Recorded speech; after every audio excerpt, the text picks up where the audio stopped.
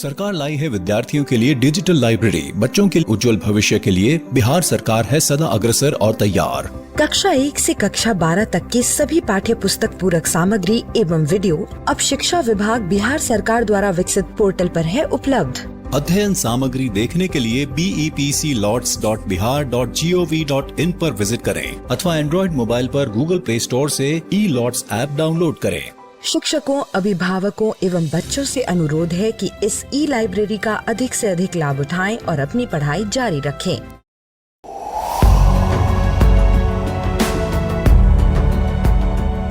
छठी से 10वीं कक्षा के विद्यार्थी ध्यान से सुने। खास आपके लिए हैं इंस्पायर अवार्ड्स मानक। DST और NIF द्वारा हर साल हो रहे इंस्पायर अवार्ड्स मानक के पहले राष्ट्रीय पुरस्कार विजेता हैं। विजेता आप भी हो सकते हैं, इसलिए किसी भी क्षेत्र में साइंस और टेक्नोलॉजी पर आधारित अपने इनोवेटिव आइडियाज के साथ तैयार हो जाइए। जानते हैं ना, आप में से 1 लाख स्टूडेंट्स को 10-10 हजार रुपए मिलेंगे अपने आइडियाज को प्रोटोटाइप बनाने के लिए। उसके बाद दुनिया सराहेगी आपका हुनर जब पहुंचेगा आपका आइडिया लोगों तक प्रोडक्ट के रूप में। तो अपने ओरिजिनल इनोवेटिव आइडियाज को स्कूल में जमा करें। बेस्ट आइडियाज आगे बढ़ाए जाएंगे ऑफिशियल वेबसाइट पर, और हाँ, जल्दी आज ही जमा करें। So good luck with inspire awards मानक।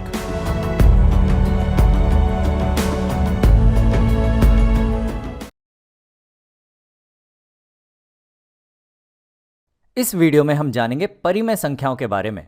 परिमेय संख्याएं वह वास्तविक संख्याएं होती हैं जिन्हें हम किसी भी 2 पूर्णांकों के अनुपात के रूप में लिख सकते हैं, जैसे कि एक पूर्णांक a बटा दूसरा पूर्णांक b। तो इसे अगर हमने 2 पूर्णांकों के अनुपात के रूप में लिख दिया तो ये हुई एक परिमेय संख्या। तो सीधी सी बात है कि सारी की सारी जो पूर्णांक संख्याएं हैं वो तो परिमेय होंगी ही। तो चलिए एक उदाहरण लेता हूं मैं यहाँ पे। सबसे पहला नंबर हमारी गिनती का 1 जो है, इसे हम 1/1 2 पूर्णांकों के अनुपात के रूप में लिख सकते हैं। तो ये हुई एक परिमेय संख्या। इसे हम और भी तरीकों से लिख सकते हैं, जैसे कि ऋणात्मक 2 बटा ऋणात्मक 2, ये भी 2 पूर्णांकों का अनुपात है। या फिर हम इसे लिख सकते हैं 10,000 बटा 10,000, तो भी ये 2 पूर्णांकों का अनुपात है और बराबर है 1 के। तो 1 हुई एक परिमेय संख्या। चलिए एक ऋणात्मक पूर्णांक संख्या लेता हूं मैं, जैसे कि ऋणात्मक 7। अब ऋणात्मक 7 को हम ऋणात्मक 7 बटा 1 लिख सकते हैं, जो कि 2 पूर्णांकों का अनुपात है। तो ये हुई एक परिमेय संख्या। ये बराबर है 7 बटा ऋणात्मक 1 के भी। या फिर इसे हम ऋणात्मक 14 बटा 2 भी लिख सकते हैं। तो तरह तरह से हम इसे दर्शा सकते हैं 2 पूर्णांकों के अनुपात के रूप में। हर तरह से ये साबित होगा कि ये है एक परिमेय संख्या। तो चलो इतना तो साबित हो गया कि सारी की सारी जो पूर्णांक संख्याएं हैं वो परिमेय हैं। लेकिन ऐसी संख्याओं का क्या जो पूर्णांक नहीं है? जी हाँ, बिल्कुल सही, दशमलव संख्याएं। तो चलिए मैं एक दशमलव संख्या लेता हूं यहाँ पे, 3.75। अब 3.75 को हम लिख सकते हैं, ये बराबर है 375 बटा 100 के। तो ये तो 2 पूर्णांकों का अनुपात हो गया। तो ये दशमलव संख्या भी हुई एक परिमेय संख्या।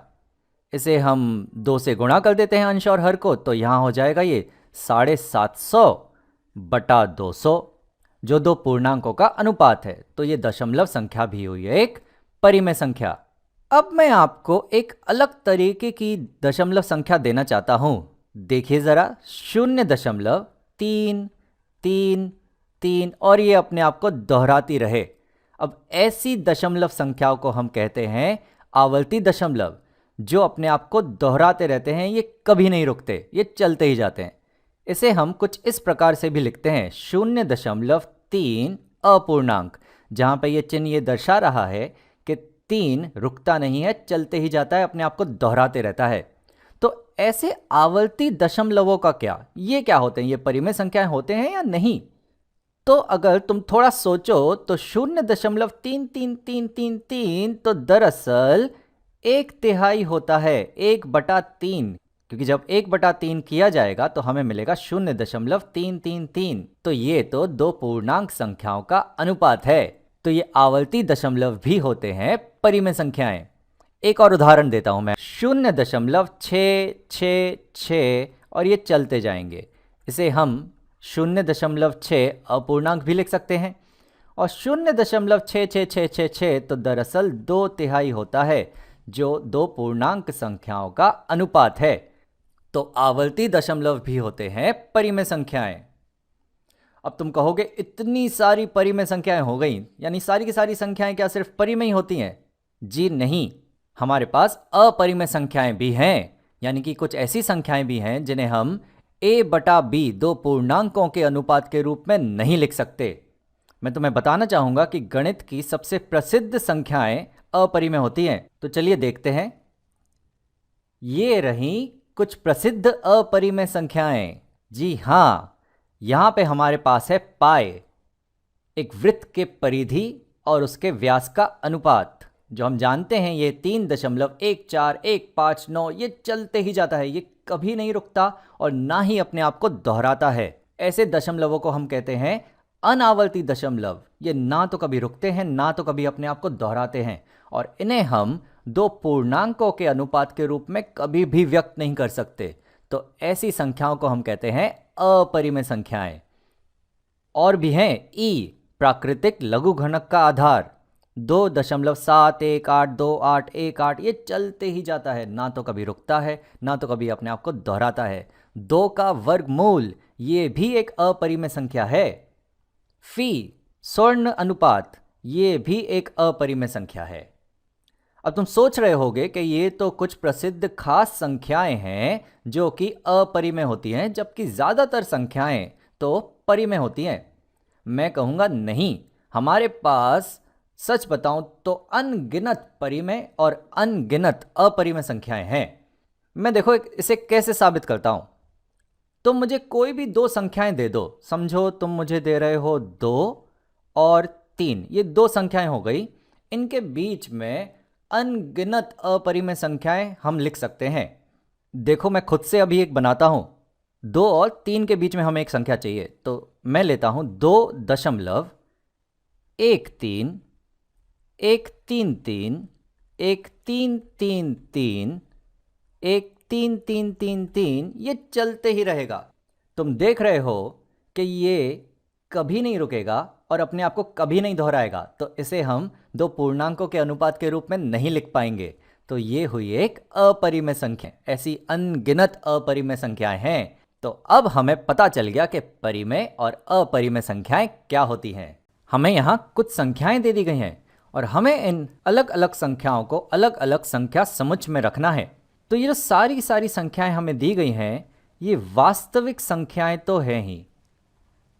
तो ये सारी की सारी संख्याएं वास्तविक संख्याएं तो हैं ही, जिसमें आवर्ती दशमलव, अनावर्ती दशमलव, पूर्णांक संख्याएं, पूर्ण संख्याएं, धनात्मक, ऋणात्मक, सारी की सारी संख्याएं आती हैं। अब वास्तविक संख्याओं को हम दो अलग अलग संख्या समुच्चय में बांट सकते हैं।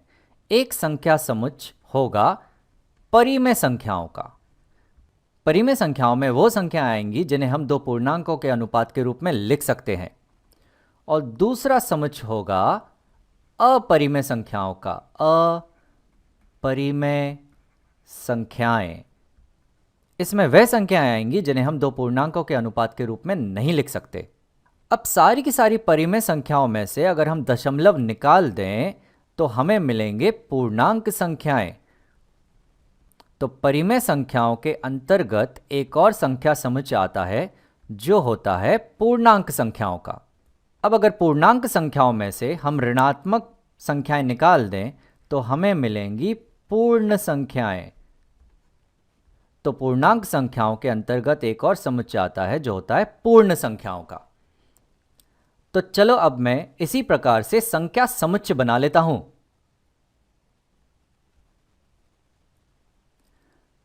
तो यहां मैंने बना ली है संख्या समुच्चय, परिमेय, पूर्णांक, पूर्ण और यहां पे है अपरिमेय। अब आप इस वीडियो को यहीं पर रोको और इन सारी संख्याओं को इन अलग अलग संख्या समुच्चय में रखने की कोशिश करो और फिर वापस आओ। तो चलिए अब हम इन्हें साथ में करते हैं। तो पहली संख्या है 3। 3 जो है, 3 को हम 3/1 दो पूर्णांकों के अनुपात के रूप में लिख सकते हैं। तो ये तो हुई एक परिमेय संख्या, लेकिन ये सिर्फ 3 भी लिखा जा सकता है, जो कि एक धनात्मक पूर्णांक संख्या है। और धनात्मक पूर्णांक संख्या का मतलब हुआ कि 3 जो है वो दरअसल एक पूर्ण संख्या है। तो 3 हो गई एक पूर्ण संख्या। अगली संख्या है हमारी ऋणात्मक 5, जिसे हम ऋणात्मक 5/1 या केवल ऋणात्मक 5 भी लिख सकते हैं। तो ये परिमेय संख्या तो है ही, पर उसके साथ ही साथ ये पूर्णांक संख्या भी है, ये ऋणात्मक पूर्णांक संख्या है। तो ये आ जाएगी पूर्णांक संख्याओं के समुच्चय में। तो ऋणात्मक 5 हो गई एक पूर्णांक संख्या। अगली संख्या है 0.25। 0.25 को हम लिख सकते हैं 25/100, जो कि दो पूर्णांक संख्याओं का अनुपात है। तो ये तो हुई एक परिमेय संख्या। तो 0.25 आ जाएगा परिमेय संख्याओं के अंदर।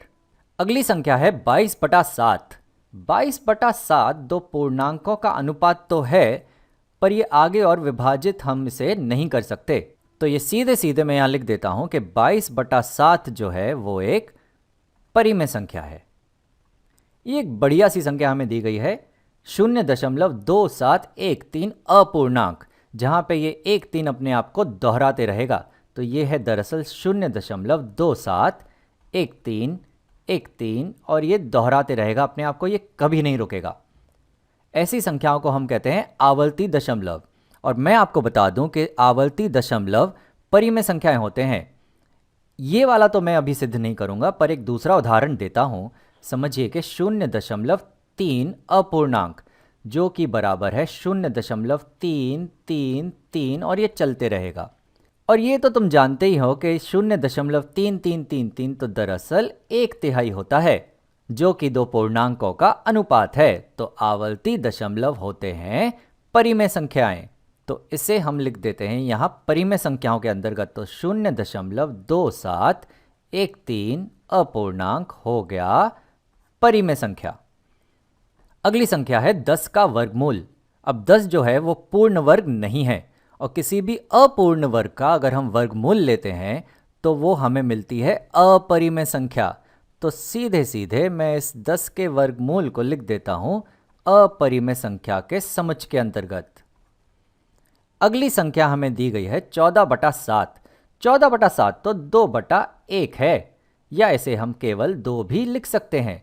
2 तो दरअसल एक पूर्ण संख्या है। तो चलिए इसे हम यहाँ पूर्ण संख्या की श्रेणी में लिख दें। तो यह 14/7 जो है एक पूर्ण संख्या। अरे वाह, हमें पाई भी दिया है। पाई तो आप जानते हैं दुनिया की प्रसिद्ध अपरिमेय संख्या है।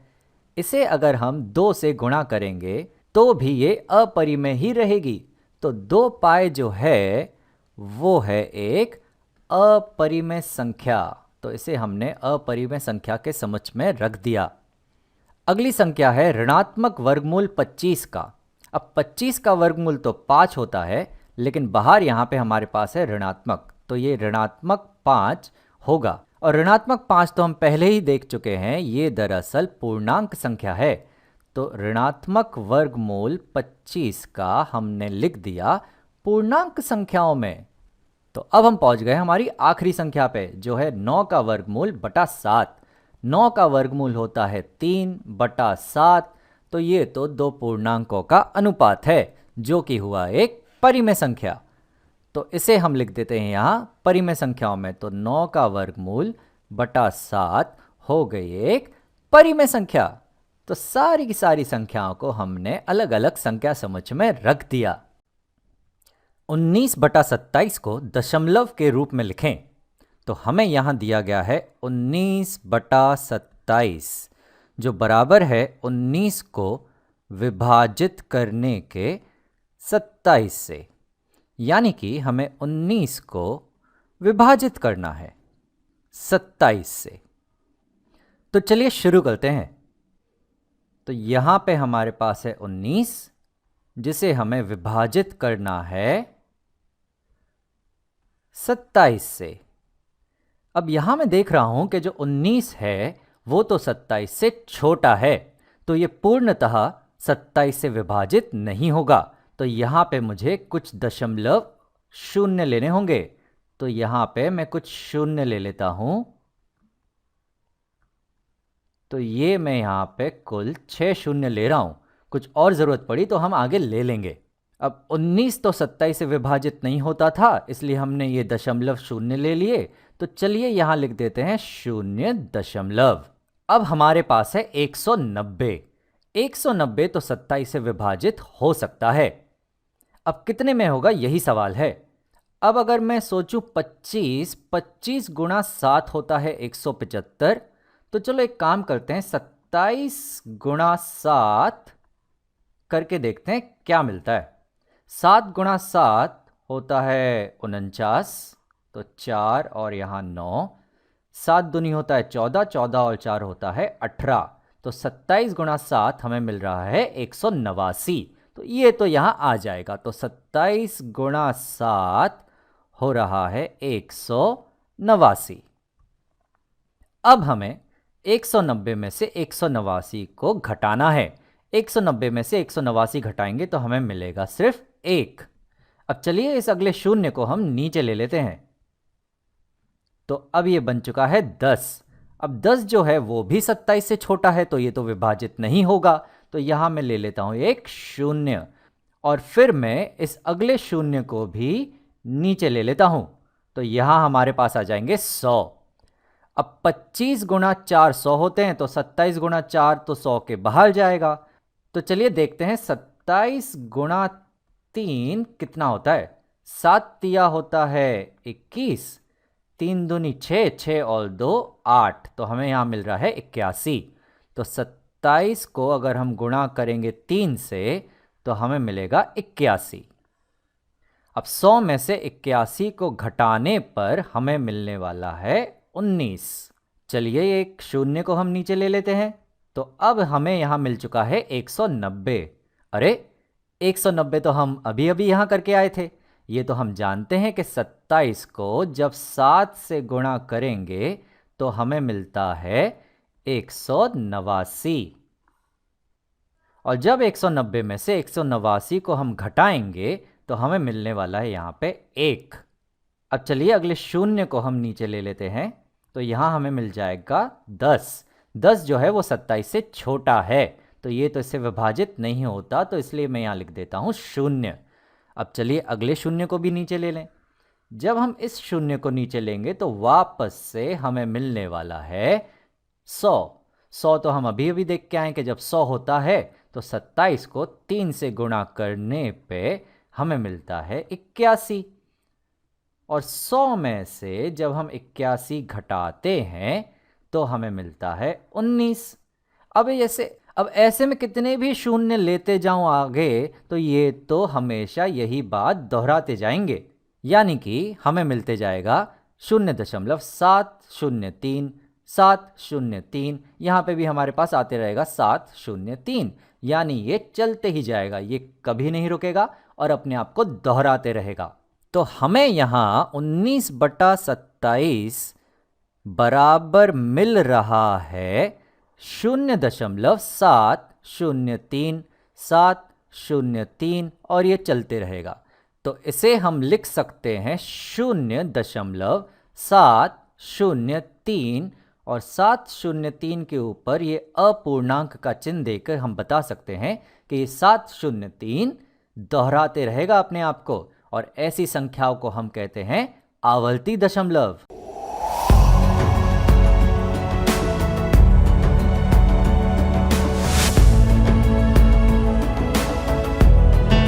नमस्कार।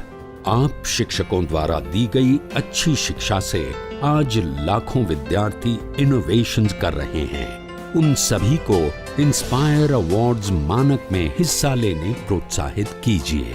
करना है इतना कि आपके विद्यालय के 6ठी से 10वीं कक्षा के छात्र और छात्राएं साइंस और टेक्नोलॉजी पर आधारित अपने इनोवेटिव आइडियाज आपके पास जमा करें, ताकि वो DST और NIF द्वारा आयोजित इंस्पायर अवार्ड्स मानक प्रतियोगिता में हिस्सा ले सकें। 1 लाख छात्रों को 10-10 हजार रुपए मिलेंगे अपने आइडियाज को प्रोटोटाइप्स बनाने के लिए। फिर छात्र डिस्ट्रिक्ट, स्टेट और नेशनल लेवल पर अपने इनोवेशंस को दिखाएंगे। फिर प्राइजेस और सम्मान पाएंगे। तो आज ही अपने स्टूडेंट्स को हिस्सा दिलवाएं इंस्पायर अवार्ड्स मानक में।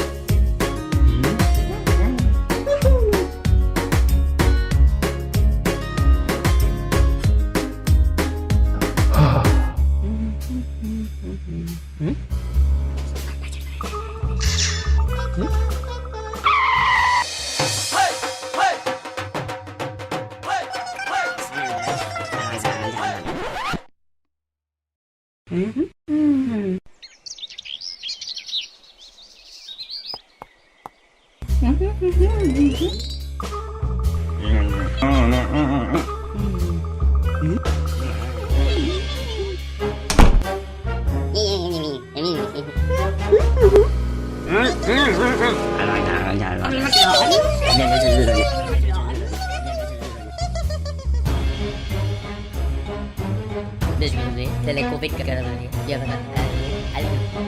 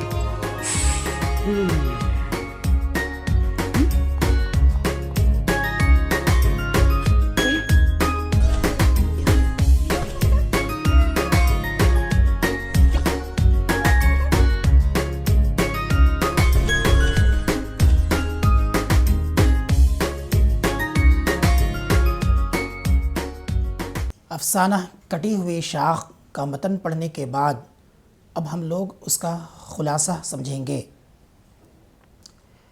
बच्चों, साइंस की तरक्की करने के बाद इंसानों की ज़िंदगी बहुत आसान हो गई है।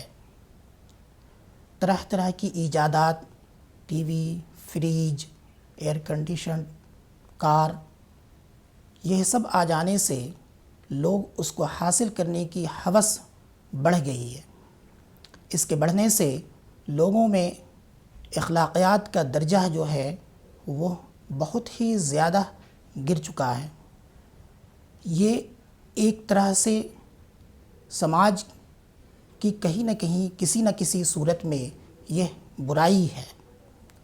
इस बुराई से उठे मसले को ही क़मर जहाँ ने अपने अफसाना में मौजू बनाया है। यानी माल व दौलत की हवस और दुनियावी ऐश व इशरत से मोहब्बत करने की जो ललक पैदा हुआ, उसकी वजह से लोग अपने घर बार को छोड़कर दूसरे मुल्क के माल व दौलत हासिल करने के लिए चले जाते हैं। इस अफसाने में भी हमारे समाज का एक ऐसा नौजवान है जो पहले आला तालीम हासिल करता है, फिर वो माल व दौलत हासिल करने के लिए खलीज मुल्क चला जाता है। खलीज मुल्क में रहने के बाद वो फिर वापस वो लौटा है घर को। घर आने पर उसे ऐसा महसूस हो रहा है कि यहाँ की सारी चीज़ें तो वही है, दरो दीवार, सामान, बड़ा सा आंगन, उसमें आम का पेड़, शरीफा का पेड़, लेकिन उसे अपने आप को एहसास होता है कि मैं यहाँ अजनबी हूँ। उसे अनजान जैसा अपने आप को एहसास होता है। वो सोचता है कि सभी चीज़ें तो वही है, लेकिन हमें यहाँ लोगों से मैं बिल्कुल कट गया हूँ। और ये अजनबीपन का एहसास उसे बहुत दर्द पहुँचाता है।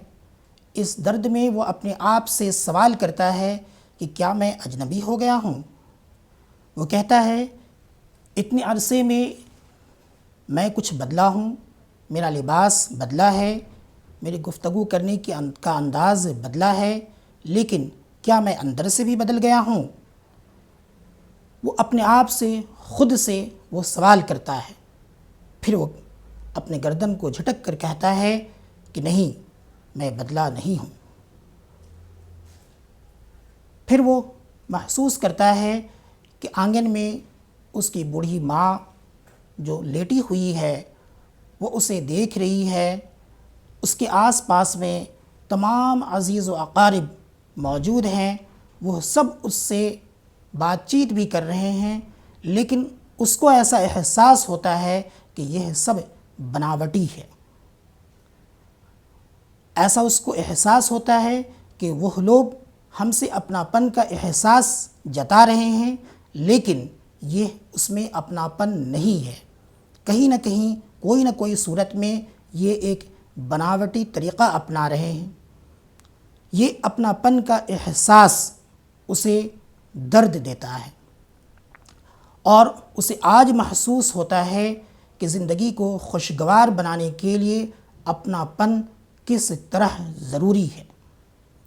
इस लंबे अरसे के बाद जब वो लौटा है और उसे अपनापन का एहसास उसके दिल और रूह को इतना तकलीफ़ पहुंचाता है कि वह आराम व आसाइश को कुछ ही लम्हे में वह भूल जाता है।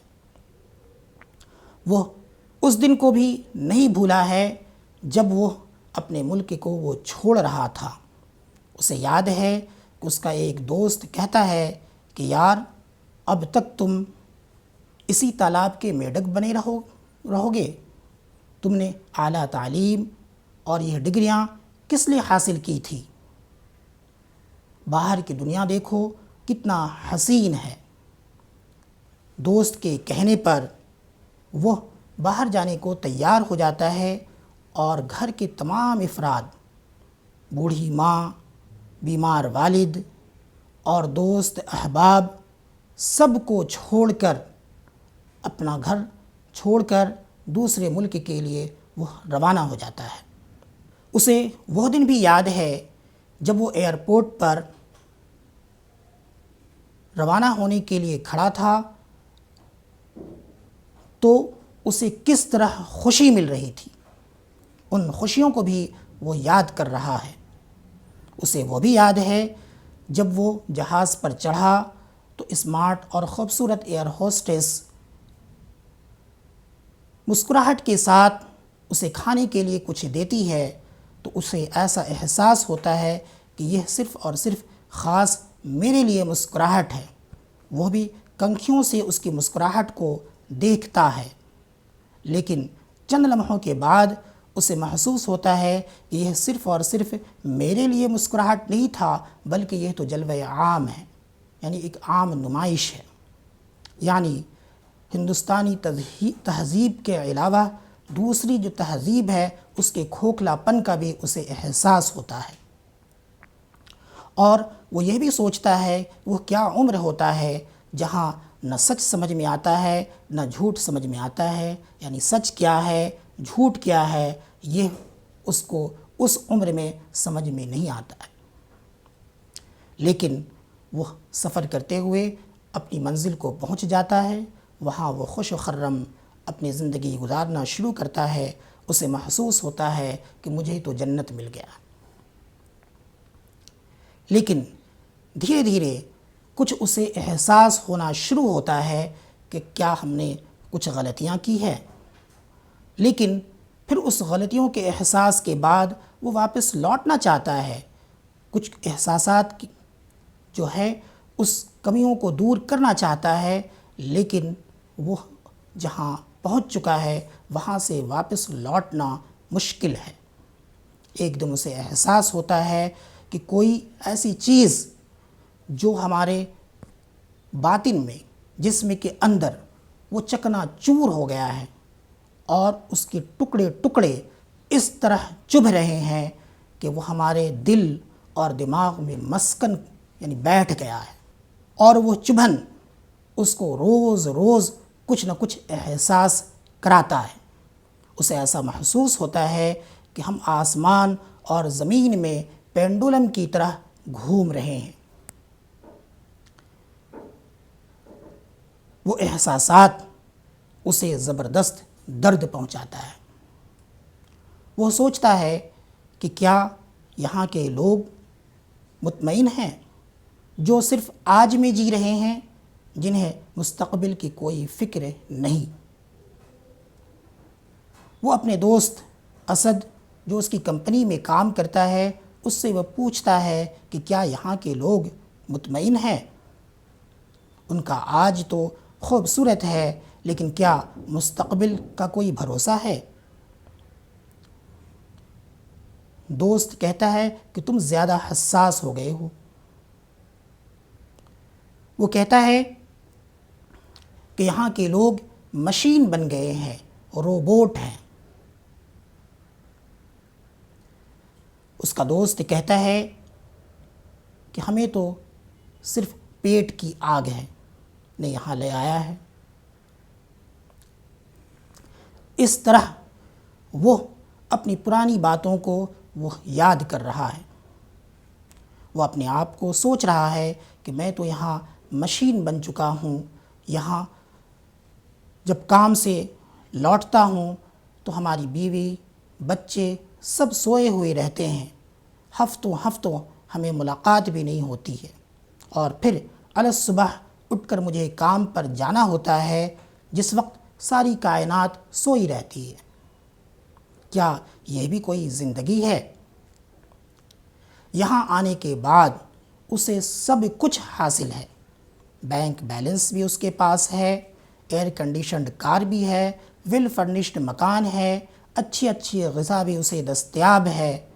लेकिन इन सब चीज़ों के रहने के बावजूद उसे अपनापन जो है, उसकी कमी हमेशा खलती रहती है।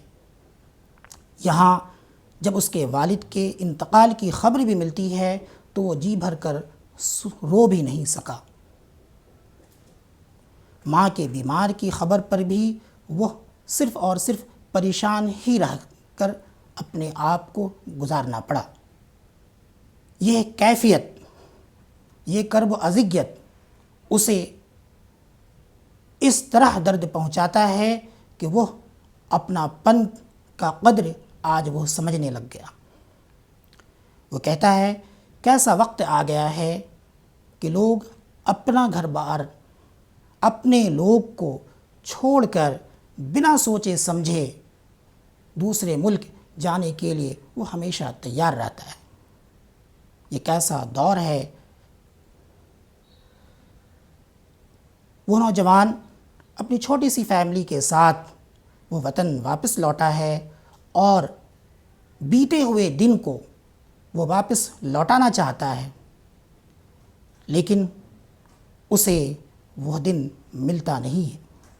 वो सोचता है कि वह पुराना आम का पेड़ भी है, शरीफा का पेड़ भी है, सारे दरो दीवार जो है वो सब वही है, लेकिन जिस ज़मीन पर वो खड़ा है वो कोई बहती हुई चीज़ बन गई है। जब उसे ज़्यादा धूप लगता है तो वह सर उठाकर देखता है तो आसमान भी उसे साया नहीं दे पाता है। इस एहसासात व कैफियत को कमर जहाँ ने अपने अफसाना में पेश किया है। अफसाना के ख़ुलासा को समझने के बाद इस अफसाना में शामिल मुश्किल अल्फाज पर गौर करते हैं। अफसाना कटी हुई शाख, मुश्किल अल्फाज, अफसाना के बिल्कुल शुरू में ही कदरी का लफ्ज़ आया है जिसका माना होता है थोड़ा। फिर उसके आगे बढ़ते हैं तो बाइस जिसका माना होता है वजह। फिर है पन्हा, नौजवान अपने आप को अजनबी समझ रहा है, वो कह रहा है कि उसमें अपनापन पन्हा है यानी छुपा हुआ है। वो सारी चीज़ों को नौजवान हसरत भरी नज़रों से देखता है यानी अफसोस के साथ। मलोल, उसकी माँ कहती है यानी मलोल यानी उदास रंजीदा। मलोल जिसका माना होता है उदास रंजीदा। अजीज़ व अकारिब जिसका माना होता है महबूब व करीबी लोग। मुनहदिम, गिरा हुआ या ढाया हुआ या ढा देना। बेगाना यानी गैर, पराया। तसन्नु, बनावट। खुशगवार जिसका माना होता है खुश आइंद, पसंदीदा। सुहाने रूह, जिस्म को तकलीफ़ देने वाला। आसाइश, राहत, आराम। परवाज़, उड़ान। दोष, कंधा, शाना। सुबक रफ्तार यानी सुस्त रफ्तार। नहीफ़ यानी कमज़ोर, उसके माँ के लिए आया है। जाँ बलब, मरने के करीब, ये भी उसके माँ के सिलसिले में ही बात हुई है। नातवां, कमज़ोर। मुश्किल अल्फाज का दूसरा सफ़ा। वहशत, घबराहट। शनासा, जाना पहचाना। हूरें, जन्नत की खूबसूरत। नाज़नीन, नाजुक। दिल नवाज, दिल को तसल्ली देने वाला। करचियाँ, टुकड़े या ज़र्रे। मस्कन जिसका माना होता है रहने का मुकाम। मुअल्लिक़, लटका हुआ। मुनक़ता, टूटना या कटना। इबारत जिसका माना होता है तहरीर, मज़मून या बयान। सर्द मेहरी, गफलत या नज़रअंदाज करना। वाहिमा, क़ुव्वत तसव्वुर, एहसासात जानने से मुताल्लिक़। सय्याल माद्दा, बहती हुई चीज़। दस्त, हाथ। मुज़महिल होना, निढाल होना। ज़ाद राह, रास्ते का खर्च। रख्ते सफ़र, सफ़र की तैयारी। जलवे आम, आम नुमाइश। मुश्किल अल्फाज के बाद अब हम लोग सवालात को मश्क़ करेंगे। सबसे पहले मारूज़ी सवालात। पहला सवाल, क़मर जहाँ की पैदाइश कब हुई? हम लोगों ने क़मर जहाँ के तारुफ़ में पढ़ा है कि उनकी पैदाइश 1951-52 में हुई है। दूसरा सवाल है, क़मर जहाँ का कौन सा अफसाना आपके निसाब में शामिल है? तो हम लोग जान रहे हैं कि हम लोगों के निसाब में जो शामिल अफसाना है उसका नाम है कटी हुई शाख। तीसरा सवाल है, क़मर जहाँ का ताल्लुक़ बिहार के किस ज़िला से है? तो आप पढ़ चुके हैं कि क़मर जहाँ का ताल्लुक़ बिहार के ज़िला समस्तीपुर से है। क़मर जहाँ ने अपनी तदरीसी कैरियर का आगाज़ किस कॉलेज से किया? इसका जवाब हम लोग इस तरह लिख सकते हैं कि क़मर जहाँ ने अपनी तदरीसी कैरियर का आगाज़ सुंदरवती महिला कॉलेज भागलपुर से किया। अफसाना कटी हुई शाख में ज़िक्र एक किरदार का नाम बताइए। ये एक ऐसा अफसाना है जिसमें सिर्फ़ एक ही किरदार का नाम आया है जिसका नाम है असद। उसे हम लोग इस तरह लिख सकते हैं, अफसाना कटी हुई शाख में असद का ज़िक्र है। छठा सवाल, क़मर जहाँ के वालिद का नाम क्या है? हम लोग इसका जवाब इस तरह लिखेंगे कमर जहाँ के वालिद का नाम अताउल हक है। 7वां सवाल, कमर जहाँ के एक अफसानवी मजमूए का नाम लिखिए। हम लोगों की किताब में 3 अफसानवी मजमूए का जिक्र है, चाराहगर, अजनबी, यादनगर। इसमें से कोई एक हम लोग जवाब दे सकते हैं। 8वां सवाल, कमर जहाँ का पहला अफसाना कौन है। इसका जवाब हम लोग इस तरह लिखेंगे, कमर जहाँ का पहला अफसाना जुनून वफ़ा है, जो तालिब इल्मी के दौर में ही उन्होंने लिखा है। कमर जहाँ ने MA PhD की तालीम कहाँ से हासिल की। कमर जहाँ ने MA PhD की तालीम पटना यूनिवर्सिटी पटना से हासिल की। मारूज़ी सवालात के बाद हम लोग मुख्तसर सवालात पर गौर करते हैं कि किस तरह से पूछा जा सकता है। पहला सवाल, कमर जहाँ की तालीम व तदरीस के बारे में मुख्तसरन बयान कीजिए। जवाब, कमर जहाँ की इब्तदाई तालीम उनके आबाई गांव बुज़ुर्गद्वार में हुई।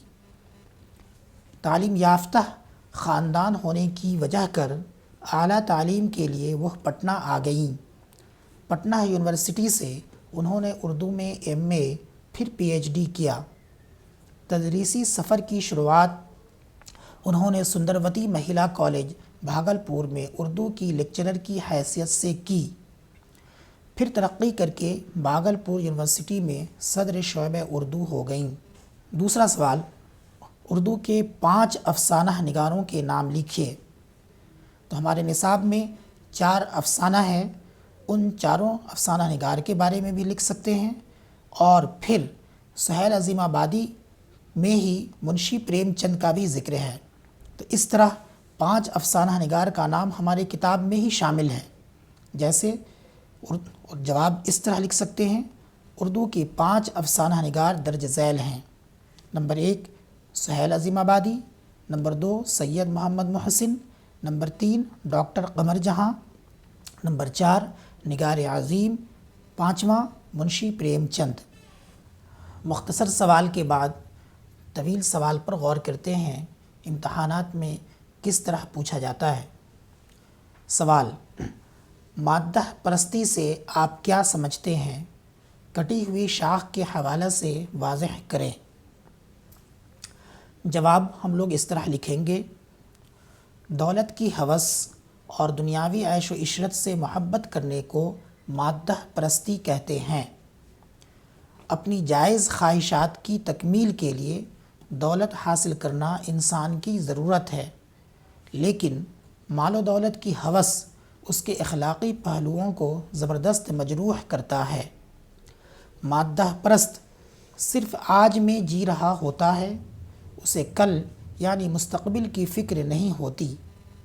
चंद बरसों में ही वह bank balance, fridge, TV, AC, बेहतरीन air conditioned car, well furnished मकान, गोया सब कुछ हासिल कर लेता है। लेकिन रफ्ता रफ्ता वो अपने माशरा व तहज़ीब से कट कर अलग हो जाता है। इस तरह उसकी हैसियत किसी दरख्त की टूटी या कटी हुई शाख की सी हो जाती है। कम उम्री में बहुत सारे लोग गुमराह होकर माद्दा परस्ती को पसंद करने लगते हैं, लेकिन उम्र की ढलान झूठ व सच की तमीज़ और हकीकत व फ़रेब की समझ करा देती है। अपनापन ज़िंदगी को खुशगवार बनाने के लिए किस कदर ज़रूरी है, इससे अब वह बखूबी वाकिफ़ हो जाता है, पर वह अब बहुत दूर जा चुका होता है, जहाँ से वापस लौटना तकरीबन नामुमकिन है। वापस न लौट पाने का दर्द व गम उसे ज़हनी कर्ब व अज़ियत का शिकार बना देता है, यानी अपनों से दूरी का एहसास उसे बेचैन कर देता है, और इस बेचैनी में वह घुट घुट कर जीने को मजबूर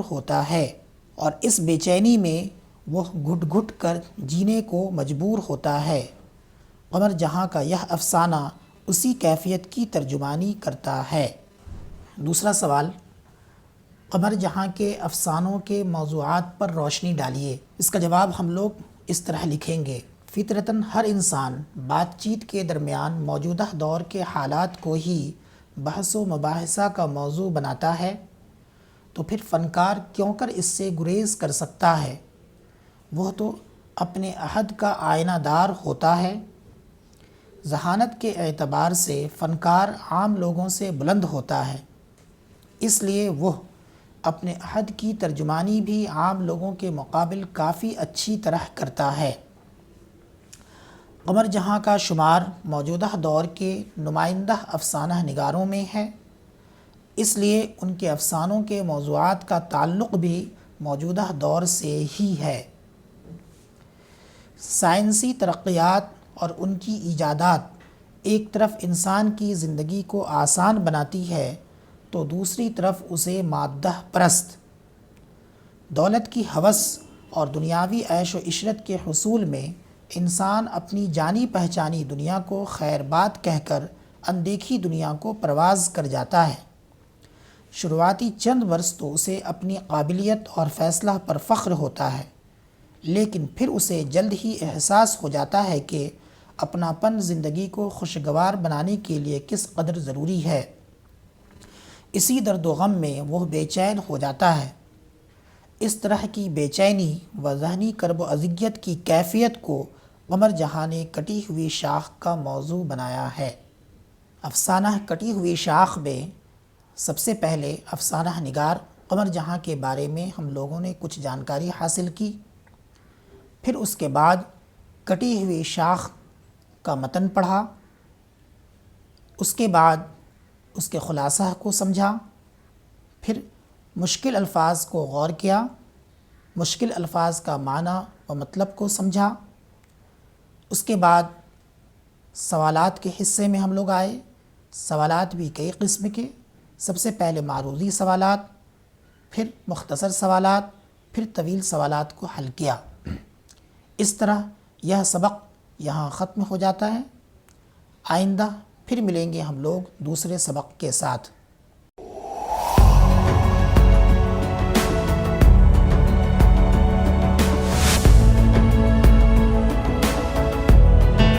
नमस्कार। आप शिक्षकों द्वारा दी गई अच्छी शिक्षा से आज लाखों विद्यार्थी इनोवेशंस कर रहे हैं। उन सभी को इंस्पायर अवार्ड्स मानक में हिस्सा लेने प्रोत्साहित कीजिए। करना है इतना कि आपके विद्यालय के 6ठी से 10वीं कक्षा के छात्र और छात्राएं साइंस और टेक्नोलॉजी पर आधारित अपने इनोवेटिव आइडियाज आपके पास जमा करें, ताकि वो DST और NIF द्वारा आयोजित इंस्पायर अवार्ड्स मानक प्रतियोगिता में हिस्सा ले सकें। 1 लाख छात्रों को 10-10 हजार रुपए मिलेंगे अपने आइडियाज को प्रोटोटाइप्स बनाने के लिए। फिर छात्र डिस्ट्रिक्ट, स्टेट और नेशनल लेवल पर अपने इनोवेशंस को दिखाएंगे, फिर प्राइजेस और सम्मान पाएंगे। तो आज ही अपने स्टूडेंट्स को हिस्सा दिलवाएं इंस्पायर अवार्ड्स मानक में।